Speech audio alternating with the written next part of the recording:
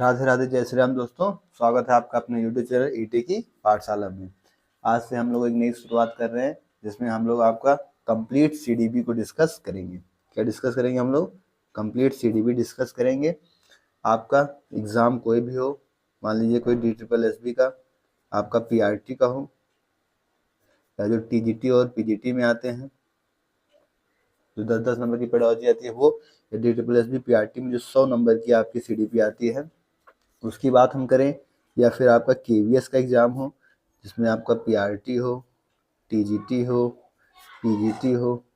यहाँ तो PRT के साथ साथ TGT और PGT में भी क्या है, 60-60 नंबर की CDP आती है। तो इसके लिए मतलब CDP हो या फिर कोई भी एग्ज़ाम हो जहाँ पे आपको ऑल टीचिंग एग्ज़ाम समझ जाइए, जहाँ पे आपके लिए क्या हो, CDP पूछी जाती हो। सुपर टेट हो, CTET हो, कौन सा हो, सुपर टेट हो, CTET हो, या फिर UP टेट हो, इन सभी एग्ज़ाम के लिए क्या होगी, कंप्लीट CDP कराई जाएगी।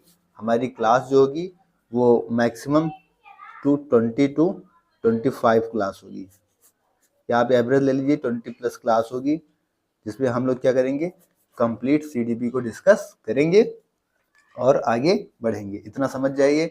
अगर आप लोग पूरी क्लास शिद्दत से करते हैं तो 100 में से आप कम से कम 90 नंबर आराम से ला सकते हैं। अगर आप पूरी ईमानदारी से पढ़ेंगे तो फिर 100 में 100 नंबर आना कम्प्लीटली डन है। तो आज से हम लोग नई शुरुआत कर रहे हैं।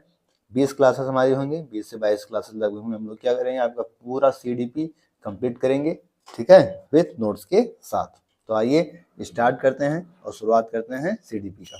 जैसे कि आप लोगों को पता ही है, KVS की वैकेंसी आने वाली है, जो कि जहाँ तक खबर मिल रही है कि अप्रैल के फर्स्ट वीक में उसकी वैकेंसी आ जाएगी। तो हमें क्या करना है, उससे पहले पहले अपने आप को काफ़ी अच्छे से तैयार कर लेना। तो आइए स्टार्ट करते हैं आज से आपका CDP।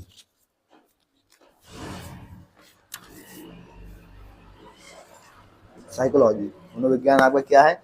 Psychology is defined formally as a science with studying mental process, experience and behavior। जहाँ पे हम क्या क्या डिस्कस करते हैं, आपका मेंटल प्रोसेस, एक्सपीरियंस और बिहेवियर को अलग अलग भेदों में क्या करते हैं, डिस्कस करते हैं। उसके बाद क्या था, स्टिमुलेशन एंड रिस्पॉन्सेस, यानी उद्दीपक और अनुक्रिया। जैसे किसी चीज़ को देख के कोई चीज़ होना। बोथ कैन बी इंटरनल और एक्सटर्नल। कैसी होती हैं, इंटरनल भी होती हैं और एक्सटर्नल भी होते हैं। जैसे कुछ चीज़ों को देखते ही हमारे मुंह में क्या होता है, पानी आ जाता है। इसी तरीके से कुछ चीज़ें मोटिवेशन में काम आता है। ऐसे हमारी क्या होती है, उद्दीपक और अनुक्रिया। साइकोलॉजी कैसे बना हुआ है, आपका साइक प्लस लॉजिस। साइकोलॉजी क्या है, मनोविज्ञान है, और ए पार्ट ऑफ फिलॉसफी का है। और साइकी क्या है, आपका आत्मा है, जहाँ पे हम मन और व्यवहार का अध्ययन करते हैं। और लोगोस में क्या होता है, आपका स्टडी और साइंस। वुडवर्थ ने क्या कहा था, first psychology loss its soul. सबसे पहले साइकोलॉजी अपनी आत्मा को खोती है, देन इट्स लॉस्ट माइंड, फिर वो मन को खोती है।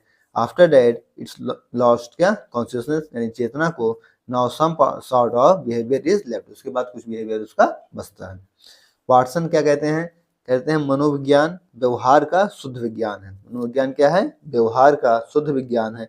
स्किनर कहते हैं मनोविज्ञान व्यवहार और अनुभव का विज्ञान है। वाटसन कहते हैं कि मनोविज्ञान व्यवहार का शुद्ध विज्ञान है, और स्किनर कहते हैं मनोविज्ञान व्यवहार और अनुभव का विज्ञान है। मैकडूगल क्या कहते हैं, मैकडूगल कहते हैं कि मनोविज्ञान आचरण एवं व्यवहार का यथार्थ विज्ञान है। क्या कहते हैं मैकडूगल, मनोविज्ञान आचरण एवं व्यवहार का यथार्थ विज्ञान है। वुडवर्थ कहते हैं कि मनोविज्ञान वातावरण के संदर्भ में व्यक्ति के क्रियाकलापों का वैज्ञानिक अध्ययन है। ये तो कुछ मोस्ट जो साइकोलॉजिस्ट थे उनके अकॉर्डिंग कुछ डिफिनेशन थी, इनको हम लोगों ने देखा। इसके आगे देखते हैं आपका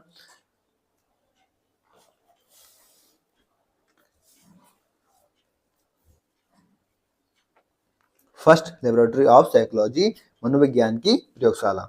विलियम उंट आते हैं, ये क्या कहते हैं, 1819 में जिम्पिंग के जर्मनी के लिम्पिंग में इनका प्रायोगिक मनोविज्ञान का जनक भी विलियम उंट को कहा जाता है।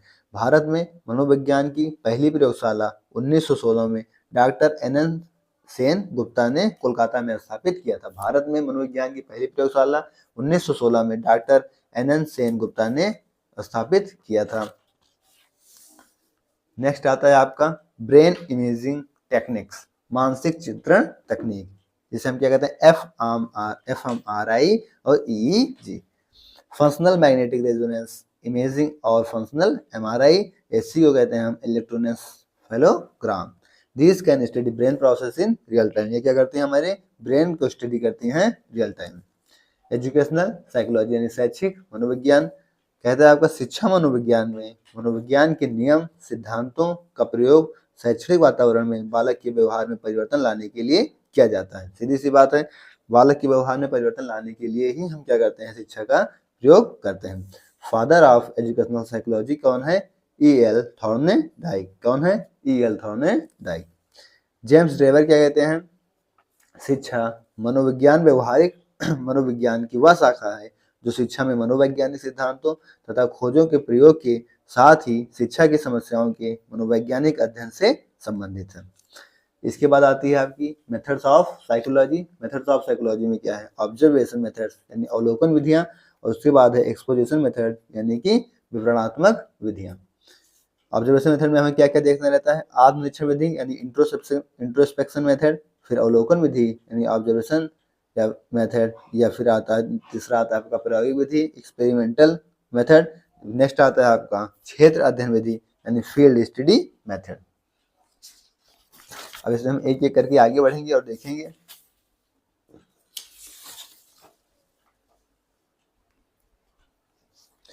नेक्स्ट आपका आता है एक्सपोजिशन मेथड। इसमें हमें देखना है case history method, survey method सर्वेक्षण विधि, कंपैरेटिव मेथड तुलनात्मक विधि, साइकोफिजिकल मेथड मनोभौतिक विधि, साइकोएनालिटिक मेथड मनोविश्लेषण विधि, interview method genetic method, experimental method clinical method नैदानिक विधि। इंट्रोस्पेक्शन मेथड में क्या आता है आपका आत्मनिरीक्षण विधि, किसने दिया था आपका, प्रोपाउंडेड बाय E.B. टिचनर। अब आत्मनिरीक्षण विधि किसने दिया था, टिचनर ने दिया था। क्या कहते हैं ये कि सेल्फ ऑब्जर्वेशन स्वावलोकन विधि। कौन सी विधि है ये, स्वावलोकन विधि है, जिसमें हम क्या कहते हैं खुद से एज्यूम करते हैं, खुद से अपने अंदर की जो कमियां होती हैं, जो भी चीजें होती हैं अपने अंदर से झांक के देखते हैं। सब्जेक्ट इसमें क्या है, प्रपोज एंड इन्वेस्टिगेटर, अध्ययन करता इज द सेम पर्सन, मतलब जो अध्ययन कर रहा है, जिस पे अध्ययन कर रहा है वो क्या है, एक ही चीज है। जैसे हम खुद के बारे में सोच रहे हैं, खुद के बारे में देख रहे हैं, अपना अवलोकन खुद ही कर रहे हैं, तो यहाँ पे दोनों चीज हम क्या है, खुद ही हैं। ओल्डेस्ट मेथड ऑफ साइकोलॉजी, ये आपकी क्या है, ओल्डेस्ट मेथड ऑफ साइकोलॉजी है। नेक्स्ट आता है आपका ऑब्जर्वेशन मेथड, जिसको किसने दिया था, वाटसन ने, propounded by Watson, helpful where experiments can not be conducted. तो यहाँ पे आपका हेल्पफुल होता है जहाँ पे एक्सपेरिमेंट्स हम कंडक्ट नहीं कर सकते, जैसे नेचुरलिस्टिक्स ऑब्जर्वेशन यानी प्राकृतिक अवलोकन, दूसरा ऑब्जेक्टिव ऑब्जर्वेशन यानी उद्देश्य अवलोकन। अब जैसे आपसे पूछ लिया जाएगी ऑब्जर्वेशन मेथड किसने दिया था, तो जाहिर सी बात है 4 ऑप्शन में आएगा, तो वहाँ पे आप वाटसन टिक कर देंगे। इसी तरीके से आ जाए इंट्रोस्पेक्शन मेथड या आत्मनिरीक्षण विधि किसने प्रमाण की थी, किसने दिया था, तो आप क्या बताएंगे, E.B. टिचनर। नेक्स्ट मेथड आता है आपका एक्सपेरिमेंटल मेथड। एक्सपेरिमेंटल मेथड कहता है इस विधि को किसने दिया था, विलियम उंट ने प्रतिपादित किया था। एक्सपेरिमेंटल किसने प्रपोज किया था, विलियम उंट ने किया था। यह व्यवहार अध्ययन का सबसे उद्देश्यपूर्ण तरीका है, यह बिहेवियर को परखने का, बिहेवियर को जांचने का सबसे बढ़िया तरीका है। इसमें कौन कौन से स्टेप्स हैं, उन स्टेप्स को हम डिस्कस करते हैं। सबसे पहला स्टेप है आपका आइडेंटिफिकेशन ऑफ द प्रॉब्लम, यानी प्रॉब्लम को पहचानेंगे। सबसे पहले हम क्या करेंगे, प्रॉब्लम को पहचानेंगे, फिर फॉर्मुलेशन ऑफ हाइपोथेसिस, फिर उसकी अवधारणा बनाएंगे, फिर डिजाइनिंग द एक्सपेरिमेंट, फिर हम कैसे अपने एक्सपेरिमेंट करेंगे उसको डिजाइन करेंगे, फिर टेस्टिंग द हाइपोथेसिस, उसका क्या करेंगे, अपने हाइपोथेसिस का टेस्ट करेंगे, फिर एनालाइज ऑफ रिजल्ट्स, और रिजल्ट को क्या करेंगे बाद में एनालाइज करेंगे, फिर interpretation and conclusion of results, फिर हम उसके बाद रिजल्ट्स के कंक्लूजन तक पहुंचेंगे। तो ये हमारे क्या है, ये 6 स्टेप्स हैं। नेक्स्ट आता है आपका case history method. Case history method किसने दिया था, फ्रेडरिक ली प्ले ने दिया था। किसने दिया था, फ्रेडरिक ली प्ले। अब कौन सा मेथड किसने दिया था, किसने प्रोपाउंड किया था, ये चीजें आपको पता होनी चाहिए, ये आपके एग्जाम में डायरेक्ट पूछी जा सकती हैं, तो इन चीजों को काफी अच्छे से याद कर लीजिएगा। नोट्स आपको टेलीग्राम चैनल AT की पाठशाला में दे दिया जाएगा, वहां से आप खुद से भी 1-2 बार अच्छे से पढ़ लीजिएगा। वैसे क्लास में ही एक चीज को 2-2 बार बोला जा रहा है ताकि आपके दिमाग में अच्छे से बैठ जाए। तो केस हिस्ट्री मेथड किसने दिया था, फ्रेडरिक ले प्ले ने दिया था। केस हिस्ट्री मेथड आपका कहता क्या है कि किसी व्यक्ति, समूह या घटना का गहन विश्लेषण, कोई किसी व्यक्ति का हो या किसी समूह का हो या किसी एक्सीडेंट या किसी घटना का हो, वहां का गहन अध्ययन क्या कहलाता है, केस हिस्ट्री मेथड। यह व्यक्तिगत साक्षात्कार का प्रत्यक्ष अवलोकन यानी डायरेक्ट ऑब्जर्वेशन है, और अभिलेखीय रिकॉर्ड है, यानी डेटा रिकॉर्ड्स भी है। ठीक है, केस हिस्ट्री मेथड जिसको दिया था फ्रेडरिक प्ले ने। नेक्स्ट आता है आपका survey method. Survey method it is use to collect information from people at a large scale. Survey method में क्या होता है, इसका यूज किया जाता है कि इन्फॉर्मेशन कलेक्ट करने के लिए किसी एक लंबे पैमाने पे। इसमें हम क्या देखते हैं, क्वेश्चन पूछते हैं, चेकलिस्ट और राइटिंग स्केल और फिर इन्वेंटरी खोज के द्वारा भी इसको देखते हैं। नेक्स्ट आता है आपका डेवलपमेंटल मेथड। डेवलपमेंटल मेथड में हम क्या कहते हैं, सबसे पहले आता है क्रॉस सेक्शनल स्टडी। इंपॉर्टेंट है, क्रॉस सेक्शनल स्टडी क्या होता है, अनुभागीय अध्ययन। इसमें क्या होगा कि one point in time different people at the same time. एक पॉइंट पे क्या होंगे, डिफरेंट पीपल एक चीज को अध्ययन करते हैं। और लॉन्गिट्यूडिनल स्टडी क्या होता है, धैर्य अध्ययन में इसमें same people at the same time होते हैं, वही पीपल जो होते हैं सेम पीपल सेम टाइम पे चीजों को करते हैं। One group of people studied over a period of time several point in time. Longitudinal method में क्या होता है कि one group of people studied over a period of time several point in time. Next आता है आपका clinical method. Clinical method किसने दिया था, मानसिक बीमारी, जिसमें हम क्या करते हैं, असमान व्यवहार को देखते हैं। नेक्स्ट आता है आपका स्कूल ऑफ साइकोलॉजी। क्या देखेंगे हम यहाँ से, स्कूल ऑफ साइकोलॉजी। सबसे पहले आता है आपका इसमें स्ट्रक्चरलिज्म यानी संरचनावाद, जिसके जनक कौन माने जाते हैं, ईबी टिचनर। अभी हमने देखा भी था टिचनर को। तो स्ट्रक्चरलिज्म यानी संरचनावाद के जनक कौन माने जाते हैं, आपके ईबी टिचनर माने जाते हैं। First school of thought in psychology, ये आपका कौन सा है, first school of thought in psychology. आपके एग्जाम में डायरेक्ट पूछा जा सकता है कि फर्स्ट स्कूल ऑफ साइकोलॉजी में आप क्या बताएंगे, संरचनावाद को बताएंगे। Focused on breaking down mental process into the most basic form. हम क्या करेंगे कि फोकस किस पे करेंगे, ब्रेकिंग डाउन में मेंटल प्रोसेस को into the most basic form, सबसे बेसिक फॉर्म में क्या करेंगे, चीजों को तोड़ने का प्रोसेस करेंगे। Its goal was determine the structure of mind consciousness. यहाँ पे क्या है, आपकी पूरे माइंड की क्या है, चेतना का काम होता है।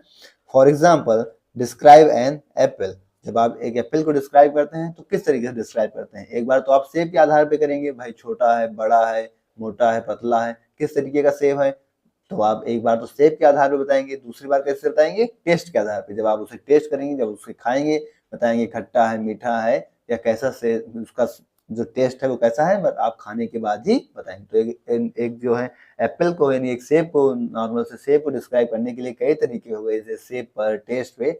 तो इसी तरीके से क्या होता है आपका संरचनावाद में होता है। क्रिटिसिज्म ऑफ इंट्रोस्पेक्शन मेथड, किसके इंट्रोस्पेक्शन मेथड के क्रिटिसिज्म जो हुए उनको हम देखते हैं, क्योंकि आपको आलोचना भी पता होना चाहिए कि ये मेथड आपका फेल क्यों हुआ, तो इस चीज के लिए आपको उसकी क्रिटिसिज्म भी पता होने चाहिए। It was considered less scientific. क्या हुआ, इसको कैसे कंसिडर किया गया, less scientific, because of its subjective nature. इसके सब्जेक्टिव नेचर के कारण इसको क्या किया गया, लेस साइंटिफिक बताया गया। फिर का different observes provided different responses to the same students.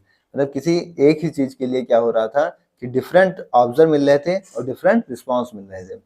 फिर नेक्स्ट आता है कि the technique was not helpful in case of children and animal. इसकी जो टेक्निक थी वो हेल्पफुल नहीं थी बच्चों और जानवरों के केस में। नेक्स्ट आता है आपका फंक्शनलिज्म यानी कि प्रकारवाद, जिसके जनक कौन माने जाते हैं, विलियम जेम्स। जाहिर सी बात है, फंक्शनलिज्म यानी कि प्रकारवाद के जनक कौन माने जा रहे हैं, William James. This school of thought was an attempt to counter structuralism. क्या होता है, इस स्कूल में आपको अटेम्प्ट किया जाता है काउंटर किसमें, संरचनावाद पे। Focused on how mind functions to help humans adopt to their environment. इसमें क्या होता है कि फोकस होता है ह्यूमन के माइंड का, कि कैसे ह्यूमन का माइंड फंक्शन कार्य करता है पूरे एनवायरनमेंट को अडॉप्ट करते हुए। दे suggested psychology focus on function और पर्पस ऑफ कॉन्शियसनेस। ये कैसे सजेस्ट करते हैं आपके साइकोलॉजी को, कि कैसे हमारी जो चेतनाएं हैं वो किस पर्पस से, कैसे उद्देश्य से कैसे काम करती हैं। नेक्स्ट आता है आपका बिहेवियरिज्म यानी व्यवहारवाद। जनक हैं जॉन वाटसन। कौन है इसके जनक वाटसन। फंक्शनलिज्म के जनक कौन थे, विलियम जेम्स। और बिहेवियरिज्म के जनक कौन है आपके, जॉन वाटसन। और स्ट्रक्चरलिज्म यानी संरचनावाद के जनक हैं आपके ईबी टिचनर। ठीक है, तो ऐसे आपको जनक जो है उनके फादर जो हैं जो शहरवाद के, तो आपको उनको याद रखना है, एग्जाम में पूछे जाने के लिए मोस्ट इंपॉर्टेंट है। इसमें वाटसन कहते हैं बिहेवियरिज्म में, जिसे जनक वाटसन है, Watson defined psychology as a study of behaviour and response to stimuli. Watson क्या कहते हैं, डिफाइन करते हैं किसको, स्टडी को, किसके, बिहेवियर के आधार पर। By behaviour he mean observable and measurable aspects of behaviour only. By behaviour से आप मानते हैं कि ऑब्जर्वेबल एंड मेजरेबल एस्पेक्ट है बिहेवियर का, बिहेवियर को हम ऑब्जर्व कर सकते हैं और मेजर भी कर सकते हैं। तो ये कौन मानता है, वाटसन मानते हैं, किसमें, बिहेवियरिज्म में, ठीक है, व्यवहारवाद में। नेक्स्ट आता है आपका कि बिहेवियरिस्ट बिलीव दैट, बिहेवियरिस्ट जो होते हैं वो बिलीव करते हैं that they can not see the mind, कि वो माइंड को, दिमाग को नहीं देख सकते, but can see how people act, but वो ये देख सकते हैं कि कैसे पीपल, कैसे लोग काम करते हैं, रिएक्ट एंड बिहेव, कैसे रिएक्ट करते हैं और कैसे व्यवहार करते हैं। अब जो व्यवहारवाद वाले लोग हैं, जो बिहेवियरिस्ट हैं, वो क्या करते हैं, उसके इसमें विश्वास करते हैं, वो इसमें विश्वास करते हैं दैट कि वो can not see the mind, कि वो दिमाग को तो नहीं देख सकते, बट लेकिन वो देख सकते हैं कि कैसे लोग काम करते हैं, कैसे लोग रिएक्ट करते हैं, कैसे लोग बिहेवियर करते हैं। जैसे कोई भी काम होगा तो आप किसी काम को देखते होंगे, तो आपका माइंड तो कोई नहीं देख रहा है, बट आप उस काम को कैसे देख रहे हैं, कैसे कर रहे हैं, उसको किस आधार पर ले रहे हैं, तो इन सब चीजों को लोग क्या कहते हैं, आपके एज्यूम करते हैं और बिहेव करते हैं।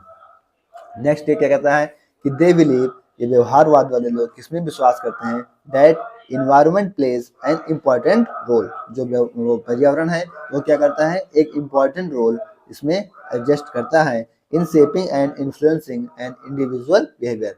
प्रत्येक का अपना अपना इंडिविजुअल व्यवहार में जो अपना अपना जो व्यवहार है उसमें क्या होता है, इन्वायरमेंट एक मोस्ट इम्पॉर्टेंट बिहेवियर, मतलब मोस्ट इम्पॉर्टेंट रोल रखता है। नेक्स्ट आता है आपका साइको एनालिटिक स्कूल। नेक्स्ट कहा जाता है आपका साइको एनालिटिक स्कूल, यानी मनोविश्लेषणवाद, जिसको किसने दिया था, सिगमंड फ्रायड। और बिहेवियरिज्म यानी कि आपका व्यवहारवाद किसने दिया था, वाटसन ने दिया था।